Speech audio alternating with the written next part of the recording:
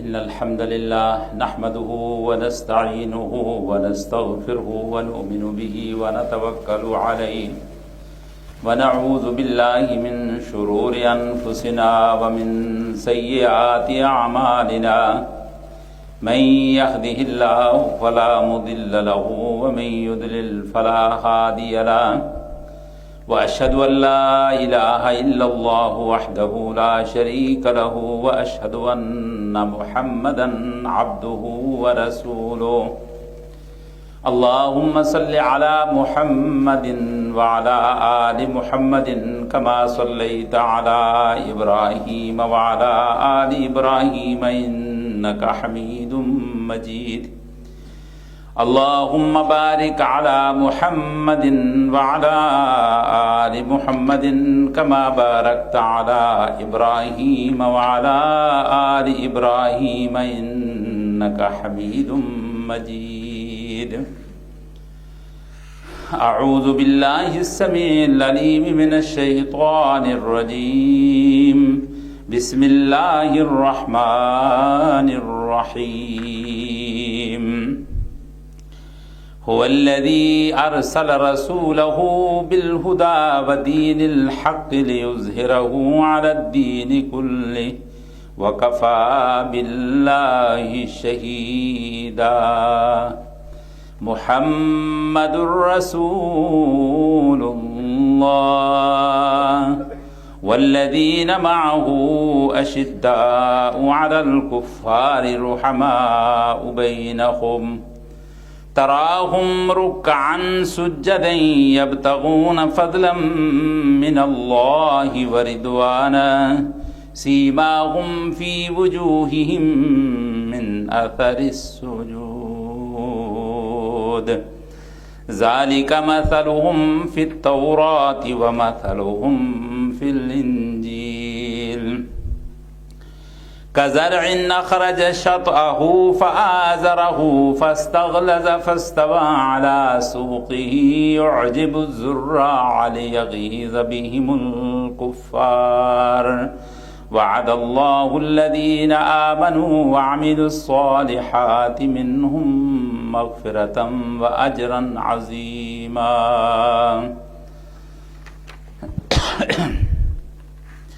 ہم سے پہلے تھا عجب تیرے جہاں کا منظر کہیں مسجود تھے پتھر کہیں معبود شجر خوگر پیکر محسوس تھی انسان کی نظر مانتا پھر اندیکھے خدا کو کیوں کر تیرے نام پہ تلوار اٹھائی ہم نے بات جو بگڑی تھی وہ بنائی ہم نے تھے ہم ہی ایک تیرے مار کا آراؤں میں خشکیوں میں کبھی لڑتے کبھی دریاؤں میں دی آذان کبھی یورپ کے کلیساؤں میں کبھی افریقہ کے تپتے ہوئے صحراؤں میں شاہ آنکھوں میں نہ جچتی تھی جہاں داروں کی کلمہ پڑھتے تھے ہم چھاؤں میں تلواروں کی میرے عزیز دوستوں اور بزرگوں اللہ سبحانہ و تعالی نے خاتم النبیین حضرت محمد الرسول اللہ صلی اللہ علیہ وسلم کو اسوہ حسنہ بنا کر بھیجا رول ماڈل لقد کان لکم فی رسول اللہ اسوۃ حسنہ کہ رسول اللہ صلی اللہ علیہ وسلم کی زندگی میں تمہارے لیے کامل نمونہ ہے ہمارا عقیدہ یہ ہے کہ نبی صلی اللہ علیہ وسلم کامل ترین انسان ہے ساری مخلوقات میں سے اللہ تعالیٰ نے جس ہستی کو بحیثیت انسان کامل بنایا وہ صرف ایک ذات ہے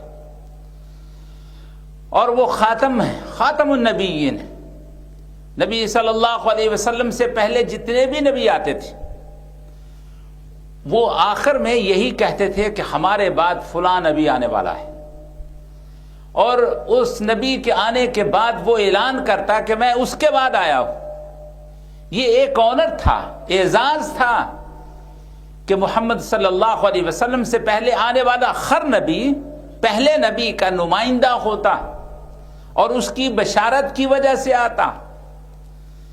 لیکن حضور سرور دو عالم صلی اللہ علیہ وسلم کی آمد کے بعد اللہ تعالیٰ نے یہ نبوت کا دروازہ بالکل بند کر دیا. جو پہلے آتا تھا حضور کی بعثت سے وہ نبی ہوتا تھا، وہ اللہ کے بہترین بندوں میں سے ہوتا تھا. لیکن حضور کے بعد اگر کوئی نبوت کا دعویٰ کرے تو وہ دجال اور کذاب ہے. حضور نے فرمایا کہ میری امت میں میرے بعد 40 آدمی ایسے آئیں گے، اور وہ 40 آدمی کون ہوں گے؟ جو اپنے آپ کو کہیں گے کہ میں نبی ہوں، میں اللہ کا بھیجا ہوا بندہ ہوں. کلکم کذابون ثلاثون دجالون. یہ 30 کے 30 آدمی، بعض روایتوں میں 40 ہے، بعض میں 30 کا ذکر ہے. 30 آدمی بڑے بڑے ہوں گے جو نبوت کا دعویٰ کریں گے، اور ہر آدمی یہ سمجھے گا کہ وہ خدا کا نبی ہے. لیکن اللہ کی لسٹ میں وہ آدمی کذاب ہوگا، دجال ہوگا. دجل فریب، مکر اور ایسے وہ حرکتیں کریں گے کہ جس سے لوگوں کو متاثر کر سکے. مثلا ایک جھوٹا نبی تھا، منصور کے زمانے میں پکڑا گیا. اس کو لایا گیا بادشاہ کے سامنے، کہا گیا کہ بھائی تو سنا ہے کہ نبوت کا دعویٰ کرتا ہے؟ کہنے لگا جی ہاں. اس نے کہا اچھا کوئی میریکل دکھاؤ، معجزہ دکھاؤ. وہ کہنے لگا جی کیا معجزہ دکھاؤں؟ اس نے کہا ایک تربوز بنا کے دکھاؤ، واٹر ملن، بڑا سا اتنا سا. کہنے لگا جی مجھے بازار جانے کی اجازت دو. وہ کہنے لگے کہ نہیں نبی ہے تو یہی بنا کے دکھا، معجزہ دکھا. کہنے لگا دیکھو اللہ رب العالمین اتنی بڑی ہستی کا مالک ہے، اتنی قدرت کا مالک ہے، وہ بھی ایک تربوز کو بنانے میں 6 مہینے لگا دیتا ہے، تو مجھے تم آدھ گھنٹہ بھی نہیں دیتے. یعنی اس طرح کے وہ ٹرک اور اس طرح کی وہ ذہانت اور اس طرح کا وہ ذہن کو استعمال کر کے لوگوں کو پاگل اور بیوقوف بناتے تھے. حضور نے فرمایا کہ جو بھی نبوت کا دعویٰ کرے گا وہ کذاب اور دجال ہوگا. اب یہ چیز ہمارے لیے ایک سوچنے کی ہے، کیونکہ حضور صلی اللہ علیہ وسلم کو آخر دم تک، قیامت تک کے لیے اللہ نے خاتم النبیین بنایا. اور جس طرح حضور کی ذات کامل ہے، اکمل ہے، حضور کے بعد کوئی کامل انسان ایسا نہیں ہو سکتا. اسی طرح ہر وہ چیز کہ جو نبی صلی اللہ علیہ وسلم کے ساتھ تعلق ہے جس کا، وہ بھی بے مثال دنیا کے اندر بنائی گئی. اللہ نے ایسا خاندان آپ کو دیا کہ جس طرح کا خاندان کسی کو نہیں تھا. سلسلہ نبوت اتنا زبردست تھا، حضور نے فرمایا میرے خاندان میں شروع سے لے کر آخر تک کوئی بدکار آدمی شامل نہیں ہے. ہمارے آباء و اجداد میں ہمیشہ نیک اور صالح، جرت مند اور بہادر لوگ ہوا کرتے تھے. سب سے بہترین جو سلسلہ ہے، جو چین ہے، فیملی ٹری ہے، وہ محمد صلی اللہ علیہ وسلم کا. اسی طرح حضور کی تمام کارکردگی، حضور کی فیملی، حضور کے خاندان، یہ سب کے سب منفرد مقام ہے ان کو. اسی طرح اللہ نے چاہا کہ اپنے نبی کے جو ساتھی بنے، جو اس کے رفیق بنے، وہ بھی پوری دنیا میں انوکھے اور ممتاز ہوں. کسی نبی کو اس طرح کے صحابہ نہیں ملے، کسی نبی کو اس طرح کے یاران غار نہیں ملے. حضرت عیسیٰ علیہ السلام خود، یہ جو آج کل بائبل ہے جس کو یہ یہودیوں عیسائیوں کا کلام اور یہ خدا کا کلام اس کو کہتے ہیں، مشترکہ ایک کتاب ہے ان کی، اس کے اندر بھی حضرت عیسیٰ علیہ السلام کا ذکر کیا کہ ان کے 30 ساتھی تھے، صرف 30 آدمی تھے، اور ان میں سے ایک آدمی نے گورنمنٹ سے 30 روپے لے کر حضرت عیسیٰ علیہ السلام کو پکڑوا دیا. موسیٰ علیہ السلام کو ساتھی ملے، لیکن پورا قرآن ان کا رولا دہائی ذکر کرتا ہے. کبھی بھی سکھ کا سانس انہوں نے اپنے نبی کو نہیں لینے دیا گا. اللہ تعالیٰ نے فرمایا اس طرح کے سوال کرتے تھے، اس طرح کے الٹ پلٹ ان کے ساتھ الجھتے تھے نبی کے ساتھ کہ جو ان کی شایان شان نہیں تھا. اور یہ یہودی بھی اسی طرح محمد صلی اللہ علیہ وسلم کو تنگ کرنے کے لیے سوال کرتے ہیں. فرمایا لا تسألوا رسولکم کما سئل موسیٰ من قبل، کہ اس طرح کے سوال نہ کیا کرو جس طرح موسیٰ علیہ السلام سے کیے جاتے تھے اور ان کو اذیت اور تکلیف دی جاتی تھی. اللہ تعالیٰ نے فرمایا لا تکونوا کالذین آذوا موسیٰ فبرأہ اللہ مما قالوا وکان عند اللہ وجیہا، کہ تم اس طرح ایذا اپنے نبی کو مت دو جس طرح کے موسیٰ کے ساتھی ان کو دیا کرتے تھے، ہر وقت وہ تکلیف میں رہے. اسی طرح حضرت نوح علیہ السلام کے ساتھ دیکھیے، بہت کم لوگ تھے ایمان لانے والے، اور ان میں اچھے لوگ بھی تھے، سچے لوگ بھی تھے اور منافق بھی تھے. اس طرح تو ہوتا تھا.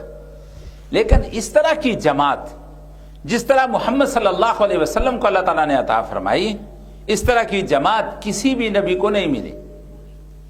اور ایک موقع ایسا آیا جب آپ نے بدر کا اعلان کیا کہ جنگ کرنی ہے، جنگ کے لیے جانا ہے، سارے لوگوں سے آپ نے مشورہ کیا، مشاورت کے ساتھ اس طرح کے بڑے بڑے کام حضور فرمایا کرتے تھے. تو ان سب سے پوچھا کہ بھئی آپ بتاؤ کہ ہمیں کیا کرنا چاہیے.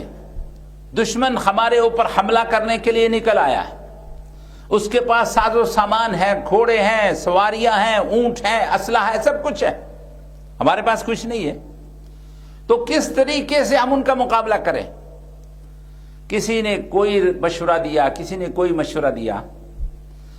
اب لوگوں نے یہ فیل کیا کہ حضور کچھ اور چاہتے ہیں. تو حضرت ابوبکر صدیق رضی اللہ تعالیٰ عنہ کھڑے ہوئے اور کہا کہ اے اللہ کے پاک پیغمبر صلی اللہ علیہ وسلم، آپ جو ارشاد فرمائیں گے ہمیں منظور ہوگا. ہماری جان، ہمارا مال، ہماری عزت، سب کچھ آپ کے نام پہ قربان. حضور صلی اللہ علیہ وسلم نے فرمایا جزاک اللہ، تو نے خوش کر دیا، اور ابوبکر تم نے تو ہمیشہ ہی خوش کیا. تو ایسے محسوس ہوا کہ ابھی حضور کچھ اور چاہتے تھے، کیونکہ حضرت ابوبکر، حضرت عمر، عثمان، یہ سب کے سب مہاجر تھے، مکے سے آئے تھے نا. لیکن جو لوگ اصل میں گھر والے تھے، مدینے والے تھے، حضور چاہتے تھے کہ وہ بھی کچھ ہمیں بتائیں، وہ بھی کچھ اپنے اظہار کریں، اپنے جان نثاری کا وہ بھی کوئی ثبوت دیں.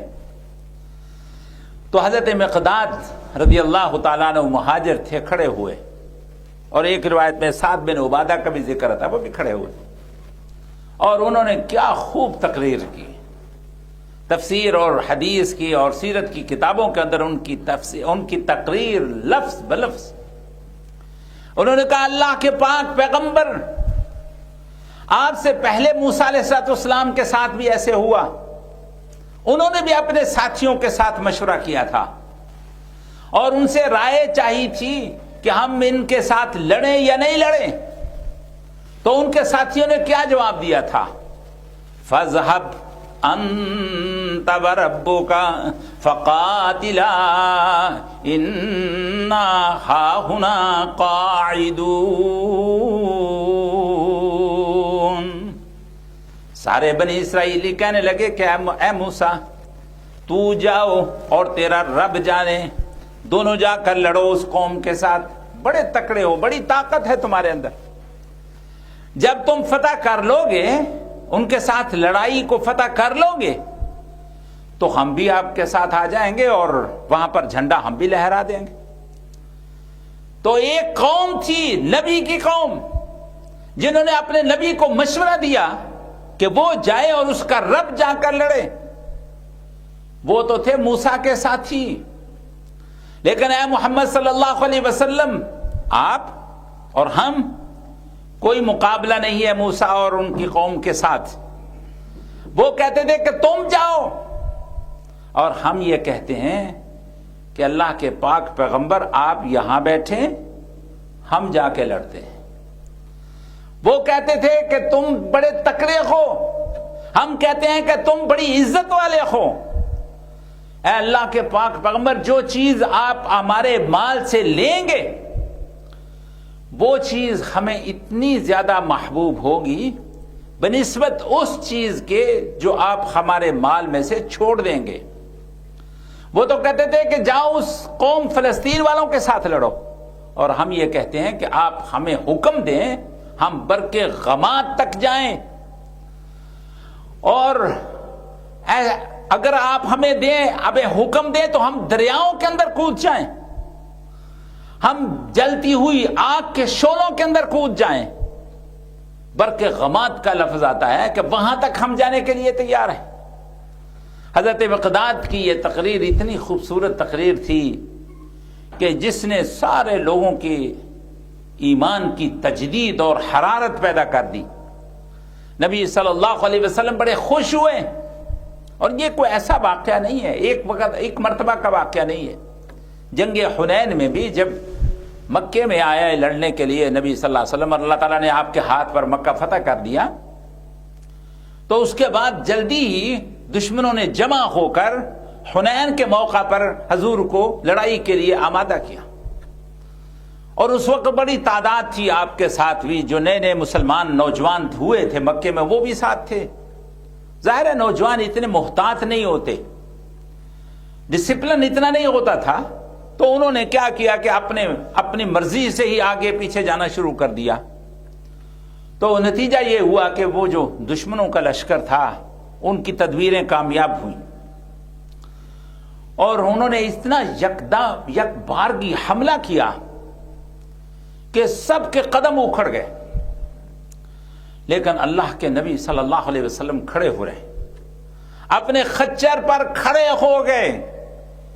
حالانکہ جب تیر آ رہے ہوں، گولیاں برس رہی ہوں تو آدمی نیچے چھپ جاتا ہے، لیکن حضور اپنے خچر پر کھڑے ہو گئے، اور آپ نے فرمایا انا النبی لا کذب انا ابن عبد المطلب، کہ لوگو میں اللہ کا نبی ہوں اور اس میں کوئی شک نہیں ہے، اور میں عبد المطلب کا بیٹا ہوں، شجاع کا اور بہادر انسان کا بیٹا ہوں۔ حضور صلی اللہ علیہ وسلم کی اس کیفیت کو دیکھ کر تو دور دور جو لوگ بکھرے ہوئے تھے وہ جمع ہونے شروع ہو گئے کہ جب ہمارا قائد اتنی جرت کے ساتھ کھڑا ہے تو ہمیں کیوں بھاگنے کی کیا ضرورت، کیا مصیبت پڑی ہے؟ سب کے سب جمع ہو گئے۔ اب جو بات میں بیان کرنا چاہتا ہوں، اور مولانا منیر قاسم صاحب تشریف لائے ہیں، میں ان کو بھی دعوت دینے والا ہوں، تو لوگ جب اکٹھا ہو گئے اور اتنی جگرے کے ساتھ لڑے کہ وہ بالکل جنگ کا پاسا پلٹ گیا، اور اللہ سبحانہ وتعالیٰ نے اس کا ذکر قرآن میں کیا۔ لَقَدْ نَصَرَكُمُ اللَّهُ فِي مَوَاطِنَ كَثِيرَةٍ وَيَوْمَ حُنَيْنٍ إِذْ أَعْجَبَتْكُمْ كَثْرَتُكُمْ فَلَمْ تُغْنِ عَنكُمْ شَيْئًا وَضَاقَتْ عَلَيْكُمُ الْأَرْضُ بِمَا رَحُبَتْ ثُمَّ وَلَّيْتُمْ مُدْبِرِينَ ثُمَّ أَنزَلَ اللَّهُ سَكِينَتَهُ عَلَى رَسُولِهِ وَعَلَى الْمُؤْمِنِينَ وَأَنزَلَ عَلَيْهِمُ السَّكِينَةَ وَنَصَرَهُ اللَّهُ، فرمایا کہ جب حنین کے موقع پر اللہ نے تمہاری مدد کی اور اپنے رسول پر سکینت نازل فرما دی۔ یہ سکینت جو اطمینان ہوتا ہے دل کا، اس کا نام ہے۔ تو اللہ تعالیٰ نے ایسا پاسا پلٹ دیا، اور اس کے بعد اتنا جنگ کا مال اتنا اکٹھا ہو گیا، نبی صلی اللہ علیہ وسلم نے جو نئے لوگ تھے ان کی دل جوئی کے لیے، یہ بھی حضور نے ہمیں طریقہ بتایا کہ جو نئے لوگ ساتھی شامل ہوں ان کی دل جوئی کرو، مال کے ساتھ، الفاظ کے ساتھ، ہمدردی کے ساتھ۔ حضور نے ان کو دیا، بہت دیا، کسی کو 300 اونٹ، کسی کو 400 چاندی، کسی کو کتنے تولے چاندی سونا، بہت زیادہ جو نئے نئے مسلمان ہوئے تھے ان کو دے دیا۔ تو اب جو یہ بوڑھے تھے نا، جو مدینے سے ساتھ آئے تھے، وہ تو بڑے، ان کا تو ایمان بڑا پختہ تھا، ان کے اندر تو یہ بات پیدا نہیں ہوئی کہ بھئی حضور نے ہمیں کیوں نہیں دیا۔ لیکن جو نوجوان تھے مدینے کے، وہ کہنے لگے کہ دیکھو، مرنے مارنے کے لیے ہم، اور پیسہ جب بانٹنے کا ٹائم آتا ہے تو ان لوگوں کو ترجیح دی جاتی ہے جو کل مسلمان ہوئے۔ نبی صلی اللہ علیہ وسلم کو خبر ملی، حضور بہت اچھے خطیب تھے، انسان کی سائیکالوجی، اس کی نفسیات کو پوری طرح جانتے تھے۔ آپ نے ان سب کو اکٹھا کیا خیموں کے اندر، فرمایا انا سمعت کذا و کذا، میں نے یوں اس طرح کی باتیں سنی ہیں، کیا یہ سچ ہے؟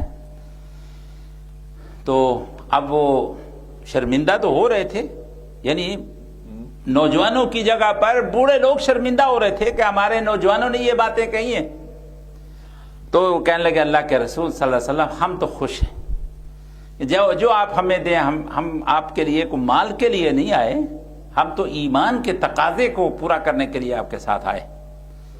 نبی صلی اللہ علیہ وسلم نہیں, تم نے سچ نہیں کہا. تمہیں یہ کہنا چاہیے تھا کہ اے محمد صلی اللہ علیہ وسلم, تمہیں اپنے خاندان والوں نے اکیلا چھوڑ دیا, ہم نے تمہاری مدد کی. اپنوں نے تمہیں دیس نکالا دیا, ہم نے اپنے گھر میں آپ کو جگہ دی. انہوں نے آپ کے ساتھ کفر کیا, ہم نے آپ کے ساتھ ایمان لایا. انہوں نے آپ کے سینے سے سب کچھ کھینچ لیا اور ہم نے اپنا سینہ آپ کے لیے پیش کر دیا. جہاں آپ کا پسینہ بہے گا وہاں ہمارا خون بہے گا. تمہیں یوں کہنا چاہیے تھا کہ اے محمد صلی اللہ علیہ وسلم, تمہاری حالت تو یہ ہے کہ تم نے صحیح جواب نہیں دیا. فرمایا کہ دیکھو, یہ لوگ جن کو میں دے رہا ہوں یہ مکے میں رہتے ہیں. بے شک مکہ میرا جنم بھومی ہے, یہاں میں پیدا ہوا ہوں, لیکن سچی بات تو یہ ہے کہ میں تمہارے ساتھ جاؤں گا, مدینے میں رہوں گا, وہیں مروں گا. اب جو صحابہ نے اس طرح کی بات سنی اور اتنے جذباتی انداز میں یہ گفتگو ہوئی, تو اب وہ لوگ رونے لگ گئے اور کہنے لگے کہ اے محمد صلی اللہ علیہ وسلم, آپ سب کچھ ان کو دے دیجئے اور ہمارے لیے صرف محمد ہی رہنے دیجئے. اس طرح کے جان نثار لوگ اللہ سبحانہ و تعالیٰ نے حضور صلی اللہ علیہ وسلم کو دیے. بہرحال اس بات پر انشاءاللہ آگے گفتگو ہوگی. حضرت مولانا منیر قاسم صاحب ہماری جماعت کے بڑے پرانے بزرگ, تو ہم ان کو نہیں کہہ سکتے کیونکہ وہ بزرگ کہلانا بھی نہیں چاہتے. بہرحال ہمارے لیے تو قابل احترام ہیں, وہ تشریف لائیں اور اپنے خوبصورت انداز میں صحابہ کرام کی سیرت بیان کریں. حضرت مولانا منیر قاسم صاحب. الحمدللہ وحدہ والصلاة والسلام علی سید الرسل وخاتم الانبیاء. اللہم صل علی محمد وعلی آل محمد کما صلیت علی ابراہیم وعلی آل ابراہیم انک حمید مجید. اللہم بارک علی محمد وعلی آل محمد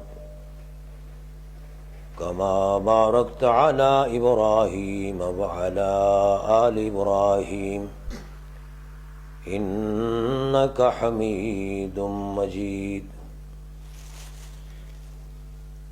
اما بعد فاعوذ باللہ من الشیطان الرجیم. بسم اللہ الرحمن الرحیم.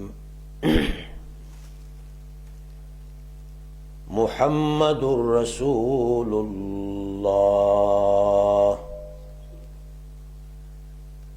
والذین معه اشداء علی الکفار رحماء بینہم تراهم ركعا سجدا يبتغون فضلا من الله ورضوانا. صدق اللہ مولانا العظیم. یہ یار کچھ جان پا, بہت کمزور ہے بہت. دین یہ وہ شجر نہیں کہ جس نے پانی سے غذا پائی. دین یہ وہ شجر نہیں کہ جس نے پانی سے غذا پائی. صحابہ نے دیا خون تو اس نے پرورش پائی. محدث جب بنے والی تو اس میں بہار آئی, اور ہم جب ہوئے ناخلف تو اس کی شکل مرجھائی.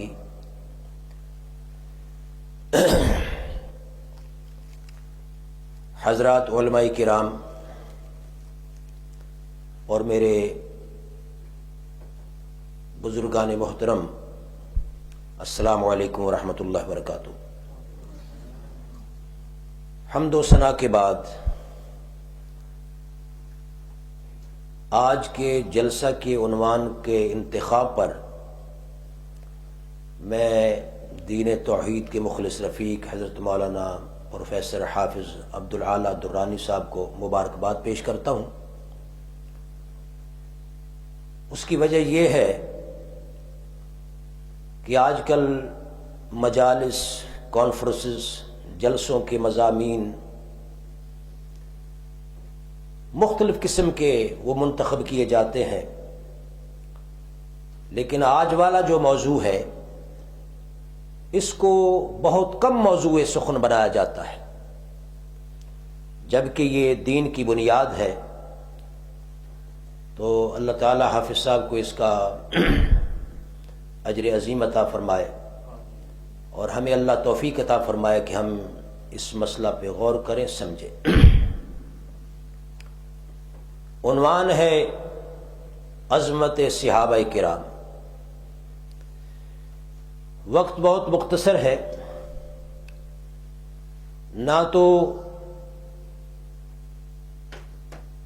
اس عنوان کو تھوڑے ٹائم میں بیان کیا جا سکتا ہے،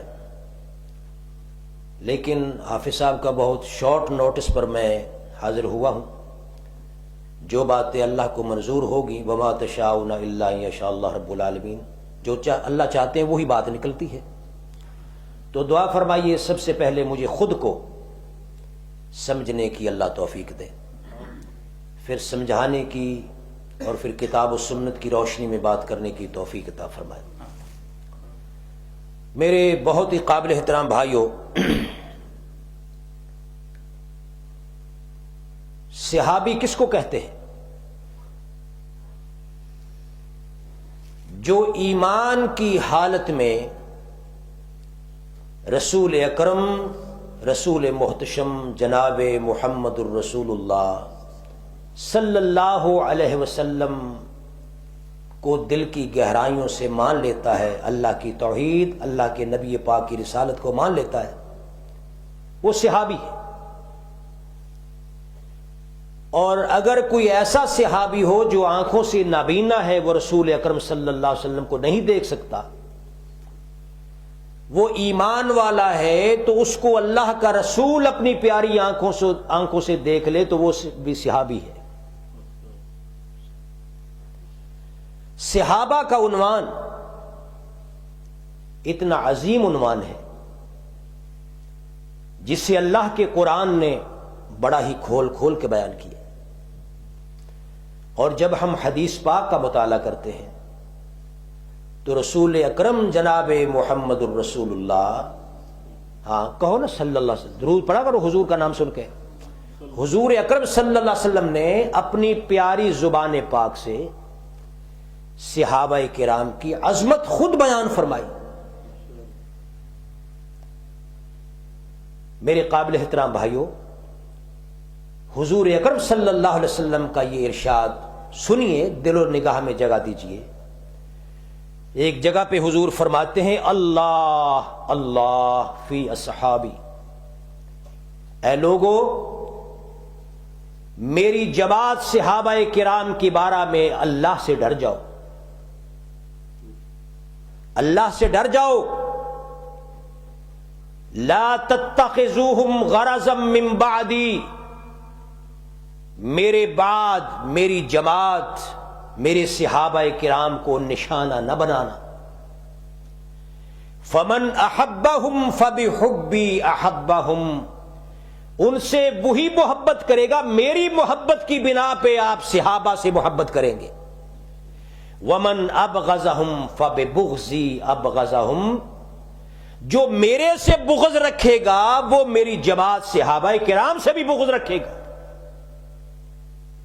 ایک مقام پہ سید ولد آدم جناب محمد الرسول اللہ صلی اللہ علیہ وسلم نے فرمایا کہ اے لوگو لا تسبوا اصحابی، میرے صحابہ کو گالی نہ دینا، برا نہ کہنا، ان کو میلی نگاہ سے نہ دیکھنا۔ کیوں؟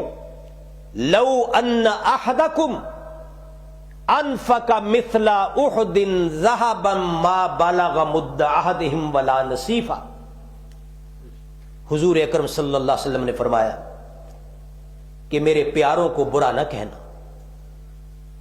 میرے صحابہ میں سے اگر کوئی ایک صحابی وہ ایک مد جنہوں آپ مٹھ کہنے ہیں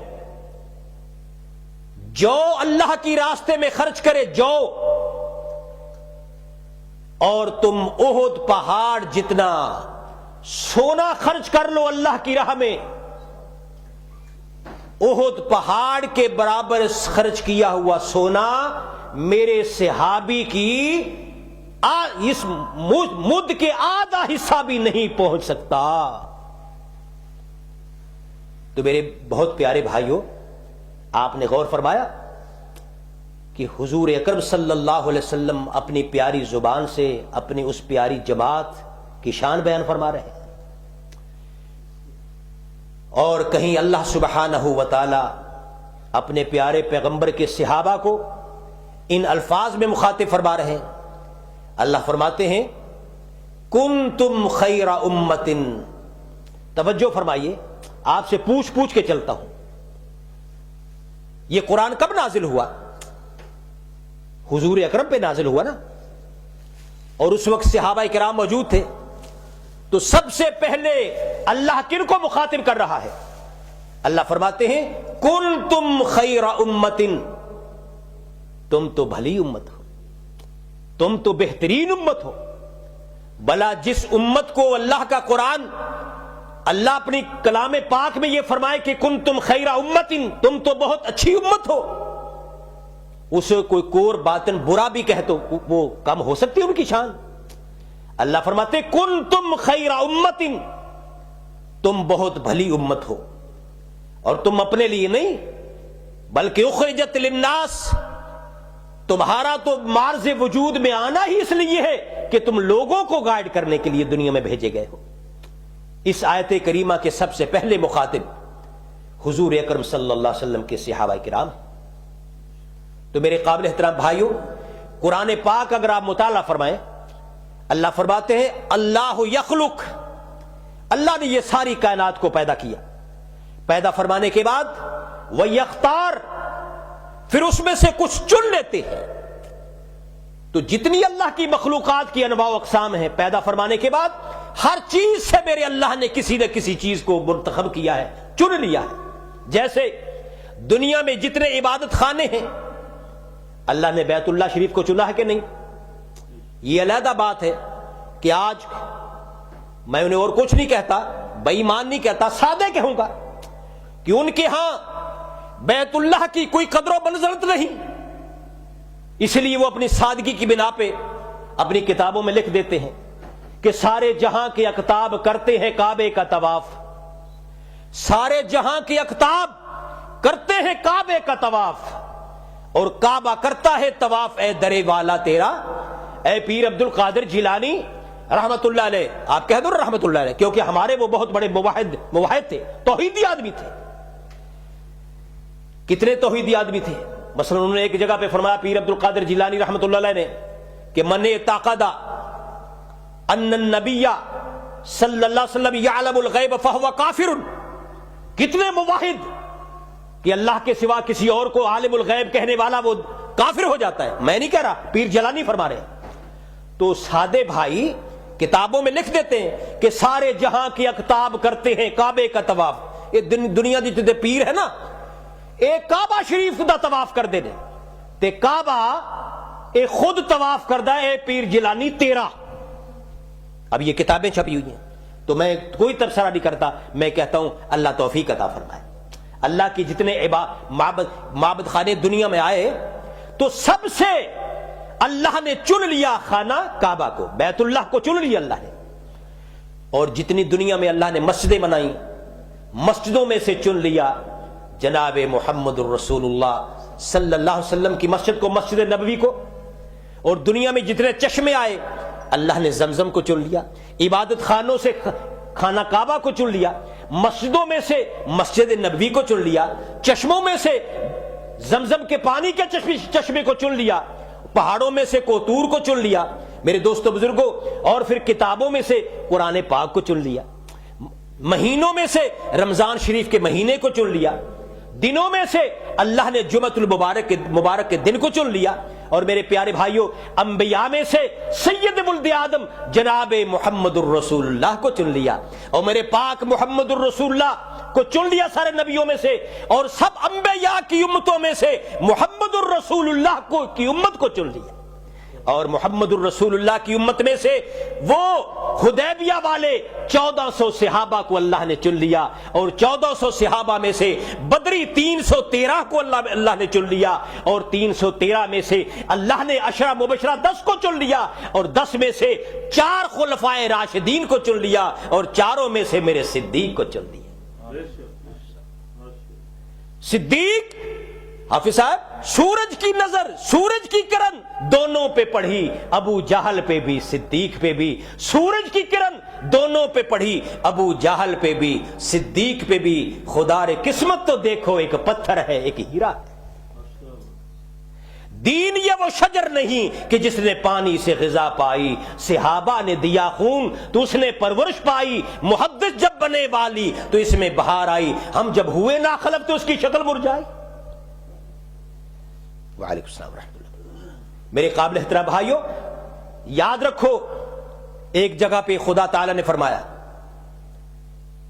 کہ من کان عدو لجبریل، اے میرے پاک محمد الرسول اللہ، جو جبریل کا دشمن ہے، اے نبی وہ تو تیرا دشمن، وہ تو تیرا دشمن ہے۔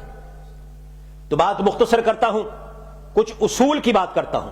یاد رکھو اگر اللہ اور جبریل کے درمیان سے، محمد اور اللہ کے درمیان سے جبریل امین کو نکالو تو دین پھر بھی نہیں پہنچے گا، اور اگر نبی اور امت کے درمیان میں سے صحابہ کرام کو نکالو تو اللہ کی قسم دین پھر بھی تمہارے پاس نہیں پہنچ سکے گا۔ اچھا، جس حدیث کا پہلا راوی صحابی رسول نہیں، یہ علماء تشریف فرمائے ہیں، جس حدیث کا پہلا راوی صحابی رسول نہیں، آپ اس حدیث کو ماننے کے لیے تیار ہیں؟ علمی زبان میں اسے مرسل کہا جاتا ہے، ہم اس کو ماننے پر سوچ میں پڑ جاتے ہیں، صحابی کا واسطہ ہی نہیں، ہم کیسے مانیں یہ رسول اللہ نے فرمایا؟ تو میرے قابل احترام بھائیوں، یہ عنوان کے لیے بڑا لمبا ٹائم چاہیے، لیکن میں اشارہ کر کے آگے چلتا ہوں۔ مثلا حضرت آپ صاحب نے مجھے کچھ حکم فرمایا، صحابہ کرام کے بارے میں اللہ نے کیا فرمایا؟ فرمایا کہ صحابہ کرام کون ہیں؟ قرآن پاک کہتا ہے کہ ان الذین یغضون اصواتهم عند رسول اللہ، ان الذین یغضون یغضون اصواتهم عند رسول اللہ اولئک الذین امتحن اللہ قلوبهم للتقوی لہم مغفرۃ واجر عظیم۔ قرآن پاک سے بڑھ کر کوئی دلیل نہیں ہو سکتی میرے قابل احترام بھائیوں۔ صحابہ کا مسئلہ سمجھنے کے لیے اللہ کا قرآن سمجھیے۔ اللہ فرماتے کہ میرے صحابہ تو وہ ہے محمد عربی کے مکتبہ مصطفی کے تلامذہ، محمد کی جماعت، محمد کی جماعت صلی اللہ علیہ وسلم۔ میرے دوستو آپ کو پتہ ہے بٹیر باز کے یار بھی بٹیر باز ہوتے ہیں، چوروں کے یار بھی حافظ صاحب چور ہوتے ہیں، ٹھگوں کے یار بھی ٹھگ ہوتے ہیں، کبوتر بازوں کے یار بھی کبوتر باز ہوتے ہیں، ککڑ لڑانے والوں کے یار ککڑ لڑانے والے ہوتے ہیں، بٹیرے لڑانے والوں کے یار بھی بٹیرے والے ہوتے ہیں، شرابیوں کے یار بھی شرابی ہوتے ہیں، بدماشوں کے یار بھی بدماش ہوتے ہیں۔ میں کہا کرتا ہوں جس طرح میرا اللہ کا نبی اور محمد عربی پاک ہے، میرا نبی معصوم ہے، اسی طرح محمد کی جماعت بھی اللہ نے محفوظ بنائی ہے۔ فرمایا کہ میرے نبی کے صحابہ تو وہ ہے خدا کی قسم جب رسول اکرم تشریف فرما ہوا کرتے تھے، اللہ کی قسم میرے آقا کے فرمان جب صحابہ کرام سنتے تھے تو جس طرح آگ پہ پانی چھڑک دیا جاتا ہو، صحابہ کرام پر محمد عربی کے فرمودات کا ایسے اثر ہوا کرتا تھا۔ اسی لیے اللہ فرماتے ہیں میرے پاک نبی کے صحابہ وہ ہیں ان الذین یغضون اصواتهم عند رسول اللہ، میرے نبی کی آواز کے پاس صحابہ اپنی آوازوں کو پست کر لیا کرتے تھے، اور یہ مضمون چلتا چلتا اللہ سبحانہ و تعالی نے فرمایا یہ صحابہ وہ ہیں ان الذین یغضون اصواتهم عند رسول اللہ اولئک الذین امتحن اللہ قلوبهم للتقوی، اللہ نے ان کے ہاتھوں کا، پاؤں کا، سر کا، آنکھوں کا ذکر نہیں کیا، فرمایا کہ اللہ نے ان کے دلوں کا امتحان لیا، اللہ نے ان کا دلوں کا امتحان لے کے کیا فرمایا لہم مغفرۃ واجر عظیم،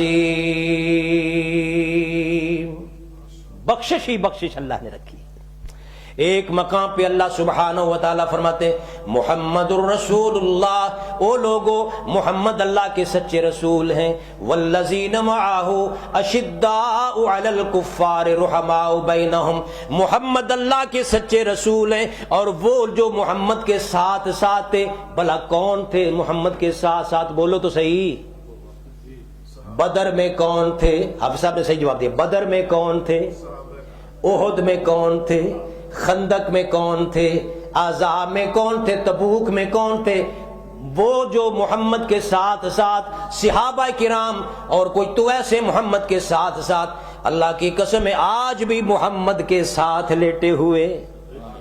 کسی نے حضرت زین العابدین بیمار کربلا سے پوچھا کہ صدیق و فاروق کا کیا مقام ہے؟ فرمایا جا کے روضہ رسول کا جندرا کھول، جا کے دروازہ دیکھ، اندر جا کے صدیق و فاروق کا مقام دیکھ لے۔ اچھا علماء کرام تشریف فرمائے، ان سے پوچھ لے حضور نے کیا فرمایا؟ ما بین بیتی و منبری روضۃ من ریاض الجنہ، میرے گھر سے لے کر میرے منبر کے درمیان کیا ہے؟ یہ جنت کا ٹکڑا ہے، یہ جنت کا۔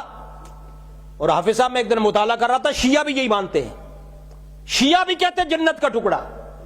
اچھا پھر قرآن پاک کی دوسری آیت سن لیجئے، کافر منافق کا مقام کہاں ہے؟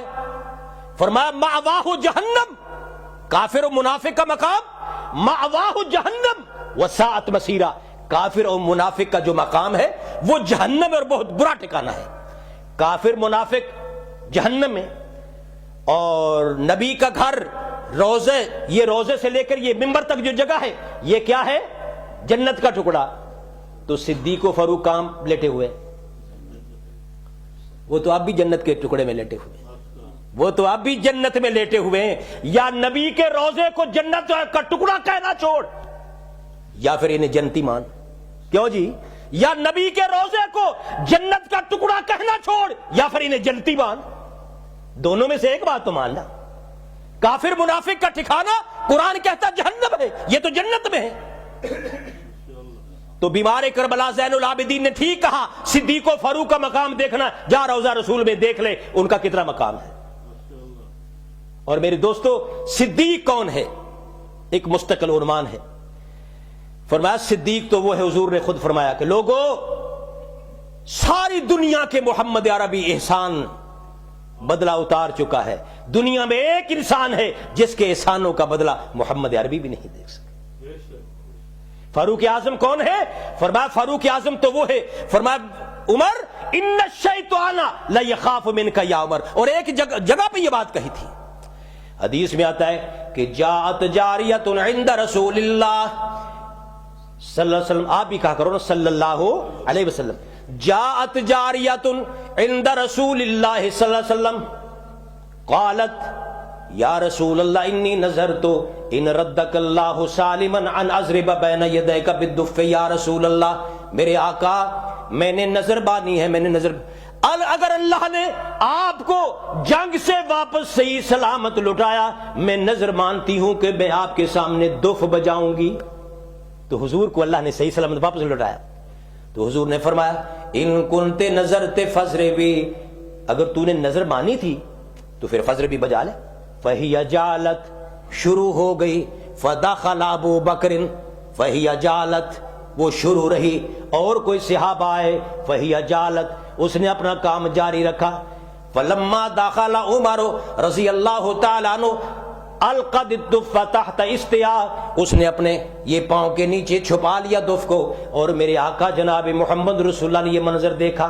منظر دیکھنے کے بعد فاروق اعظم کے بارے میں حضور نے فرمایا، اے عمر ان الشیطان لیخاف منک یا عمر، عمر تجھے تو دیکھ کے شیطان بھی راستہ چھوڑ جایا کرتا ہے۔ کہاں یاد آگے حضرت خطیب پاکستان، لوگ انہیں خطیب کہتے ہیں، میں انہیں الخطیب کہا کرتا ہوں۔ حضرت خطیب پاکستان حضرت شیخ پوری رحمت اللہ علیہ، حضرت شیخ پوری رحمت اللہ نے فرمایا، لوگوں جو عمر سے بھاگے گا سدھا قبر وچ جائے گا۔ خطیب پاکستان فرمایا کرتے تھے، کہاں بھاگو گے کو عمر سے؟ جب بچے کو لے کے تو سکول جاتا ہے، اگو ماسٹر پوچھتا ہے تیرے بچے دی کتنی عمر ہے، اگے پھر عمر اگے میرے آگے اے بچیاں دی عمر، بڈھیاں دی عمر، بچیاں دی عمر، ماں دی عمر، پیو دی عمر، بھانجیاں دی عمر، بھتیجیاں دی عمر، چھوٹیاں دی عمر، وڈیاں دی عمر، اور جتھے عمر نہیں اوتھے موت ہے، جتھے موت نہیں اوتھے عمر ہے۔ تو اللہ کی قسم رسول اکرم نے فرمایا کہ ان الشیطان لیخاف منک یا عمر، اے عمر تجھے تو دیکھ کے شیطان بھاگ جاتا ہے۔ میں ابھی 1 مہینہ پہلے ایک کتاب کا مطالعہ کر رہا تھا، العیاذ باللہ، میرے گھر میں بریڈ فورڈ موجود ہے کتاب، اگر کوئی دیکھنا چاہے تو چونکہ ریکارڈ ہو رہا ہے تو میں ساتھ ہی کہتا ہوں، اگر کوئی دیکھنا چاہے تو کتاب میرے گھر بریڈ فورڈ موجود ہے، العیاذ باللہ۔ اس میں کتنی بری لغو بات، حافظ صاحب، اس میں یہ بکواس ہے کہ اللہ نے شیطان سے پوچھا کہ اے شیطان تجھے میں نے بنایا، مجھے یہ بتا تیرے سے بڑے بھی کوئی شیطان ہے؟ اور یہ اس بندے کی کتاب ہے جس کے بارے میں وہ خمینی کہا کرتا تھا، میں لا شیعہ ولا سنیہ، میں قائل نہیں ہوں شیعہ سنی کا، البتہ میں تم اتنی بات کہتا ہوں کہ تم ملا باقر مجلسی کی کتابوں کا مطالعہ کیا کرو ڈھنگ کے ساتھ، میں نہیں کچھ کہتا صحابہ کو، تم مطالعہ کیا کرو، تو ہم کرتے ہیں، اس میں کیا لکھا ہوا ہے؟ اللہ نے کہا اے شیطان تجھے میں نے بنایا، تیرے سے بڑا بھی شیطان کوئی ہے؟ تو شیطان نے اللہ کو کہا میرے سے بڑے شیطان مدینہ میں محمد کی قبر میں ابو بکر عمر دونوں لیٹے ہوئے، میرے سے بڑے شیطان، العیاذ باللہ۔ ایک تو وقت نہیں، ورنہ ایک صحابی پر بات ذرا تفصیلی ہو سکتی۔ تو یہ قوم دنیا میں آئی تاکہ دنیا سے اسلام کا، ذہنوں سے اسلام کا، قرآن کا نقشہ مٹا دیا جائے۔ اور میرے دوستو، جو قرآن پاک کے بارے میں کہیں 12 لوگ اس پہ سائن کرے کہ یہ قرآن ہی شراب خور خلفاء کا جمع کیا ہوا ہے، تو اب صحابہ کرام کی بات تو بعد میں آتی ہے۔ میرے پاس وہ بھی کتاب ہے، اس کتاب کا نام ہے فصل الخطاب، فصل الخطاب فی تحریف کتاب رب الارباب، بریڈ فورڈ میرے گھر میں موجود ہے، حسین نوری کی، آ کے پڑھ لو، لکھا ہو تو قرآن ہی غلط ہے، یہ محرف قرآن کتاب ہے۔ میں یہ نہیں کہتا کہ کتاب میرے پاس نہیں کہیں اور، نہیں، میرے پاس ہیں جو میں حوالے دے رہا ہوں، آ کے میرے گھر آپ دیکھ سکتے ہو۔ بھئی جو قرآن پاک کو صحیح نہ مانے اللہ کی کتاب، صحابہ کرام کا تو مسئلہ بعد میں آتا ہے۔ تو یاد رکھیے صحابہ کرام کی وہ ذوات ہیں جن کے بارے میں اللہ کے قرآن نے کہا۔ مثلا ایک جگہ پہ اللہ نے فرمایا، اللہ فرماتے کہ رضی اللہ عنہم ورضوا عنہ، لوگوں صحابہ کا مسئلہ قرآن پاک نے حل کر دیا ہے، فرمایا کہ رضی اللہ عنہم ورضوا عنہ، او لوگوں ناراض رہو یا خوش رہو، صحابہ تو وہ ہے کہ اللہ فرماتے میں ان پہ راضی ہو گیا ہوں، وہ اللہ پہ راضی ہو گئے۔ ملنگ ناراض رہے۔ میں مطالعہ کر رہا تھا، حضرت امام الہند حضرت ابوالکلام آزاد رحمۃ اللہ علیہ وہ فرما رہے تھے کہ یہ کیا ہوا کہ رضی اللہ عنہم، اللہ تعالیٰ ان پہ راضی ہو گیا صحابہ کرام پر، وہ کیسے راضی ہوئے؟ امام الہند فرماتے ہیں ان کے راضی ہونے کا مطلب یہ کہ جب حضرت خبیب رضی اللہ تعالیٰ عنہ کو سولی پہ چڑھایا گیا تو بامر مجبوری سولی پہ نہیں چڑھے، بلکہ سولی کے پھندے کو چوم کے انہوں نے سولی پر چڑھنے کے لیے تیار ہوئے۔ امام الہند فرماتے ہیں صحابہ نے دین کے لیے تکلیفیں کھائی ہیں، مجبوری کے لیے نہیں، بلکہ ان تکلیفوں کو قبول کر کے دل و دل کی محبت کے ساتھ انہوں نے قبول کیا۔ اللہ میاں اس لیے تو حضرت خبیب کہتے ہیں کہ وَلَسْتُ بَالِي حِينَ أُقْتَلُ مُسْلِمًا، میرے مولا مجھے کوئی پرواہ نہیں، اگر میری جان دین توحید پہ جا رہی ہو تو میرے سے بڑھ کے خوش نصیب کون ہو سکتا ہے؟ انہوں نے دین توحید کی خاطر جو تکلیفیں کاٹی ہیں، ہجرتیں کی ہیں، مکہ سے گئے ہیں اور ان کے سینے پہ پتھر رکھے جا رہے ہیں، گھسیٹا جا رہا ہے، بامر مجبوری نہیں بلکہ انہوں نے تو محبت کے ساتھ چوم کے گلے میں ڈال لیے، پھندوں کو ڈال لیا ہے۔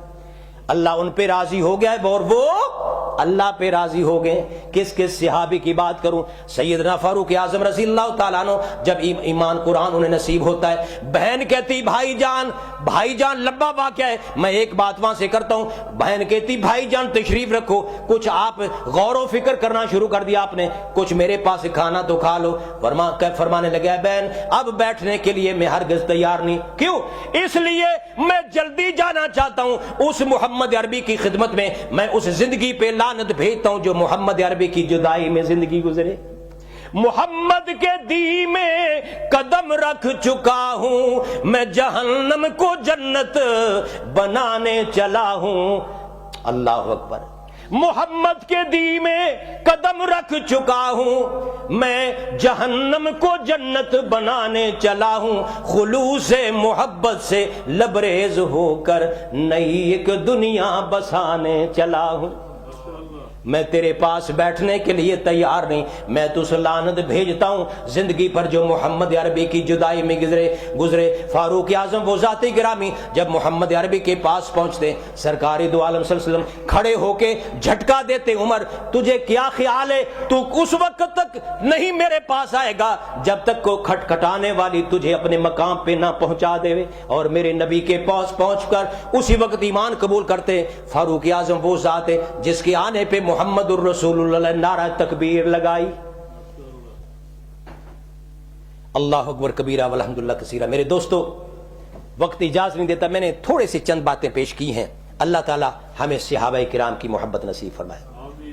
آخری بات سن لیجئے، سب سے بڑا لوگوں کا دشمنوں کا سوال یہ ہے کہ حضرت فاطمہ الزہرا نے مطالبہ کیا تھا کہ میرا باغ دے دو، باغ فدق۔